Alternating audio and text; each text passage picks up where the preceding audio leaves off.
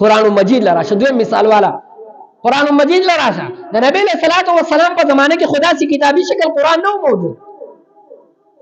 دا خو بیا وروستو د ابوبکر صدیق رضی الله تعالی عنہ په دور کې او د عثمان غنی رضی الله تعالی عنہ په دور کې د دین دا کتاب جوړ شو. کتابي شکل ولا وروستو ورکړل شو. حالانکه د نبی له سلام زمانه کې کتاب نو موجود.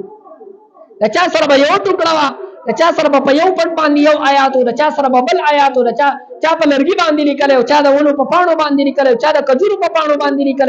دا شي کتابي شکل خو د نبی له صلوات و سلام زمانه کې نو.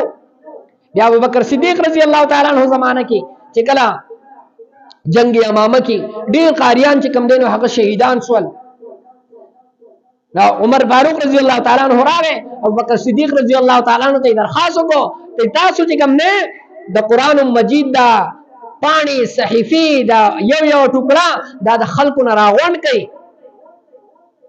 دا سينو چې د قرآن یو ډیره لویه حصہ د مونږ چرته ځای نشي. که داسې قاریان دا چې کم دینو هغه شهیدان کیږي نو په هغه زمانه کې خو به قرآن مجید د خلکو په سینو کې موجود وو، د یوې سینې نه به بلې ته منتقل کېدو.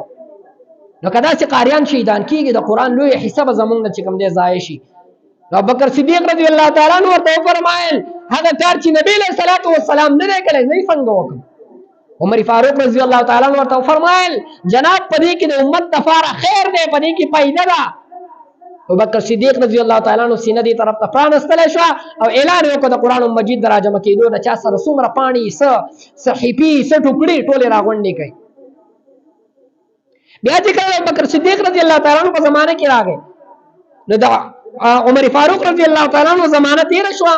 د حضرت عثمان غنی رضی الله تعالی عنہ زمانه چې کله رااله اسلام ترقی کړی و، لری لری پورې چې کم دی نو هغه مسلمانان جوړ شوي نو قرآن مجید په وو قرأتونو باندې نازل شوی دی. په وو قرأتونو باندې سبع عشره چې ورته ویل کېږي په دې مدارسو کې کوي کومه باندې بیا څه کې قرأت کولی شي. نو د یوې علاقې خلک په یو قرأت باندې د خپل استاد نه زده کو، د بلې علاقې خلکو د په بل قرأت باندې د خپل استاد نه زده کو. نو بیا چې به د یوې علاقې خلک بلې علاقې ته لاړل او د بلې علاقې په مانځ کې یا هسې به یې د هغوی قرأت واورېدو نو د هغوی قرأت ته به یې غلط وي. ستاسو قرأت خو غلط دی، دا ټیک نه دی.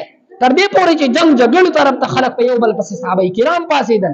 د یو قرآن مجید یو شانتي دی، یو هغه بل ته غلط وایي، بل ته غلط وایي. ستا دا ټیک دی او زما دا ټیک دی، ستا دا غلط دی. نو خطر محسوس شو د جنگېدو د فساد. نو صحابه کرامو مشوره وکړه، عثمان غنی رضی الله تعالی عنہ اعلان وکړو چې ټول قرآن مجید چې د چا سره څومره صحیفې دي ټول راجمع کړي او د هغې نه یو اجتماعي طور باندې قرآن مجید کتابي شکل جوړ کړو. 2-3 کتابونه یې د هغې نه ولیکل او هغه په علاقو باندې ولیږل.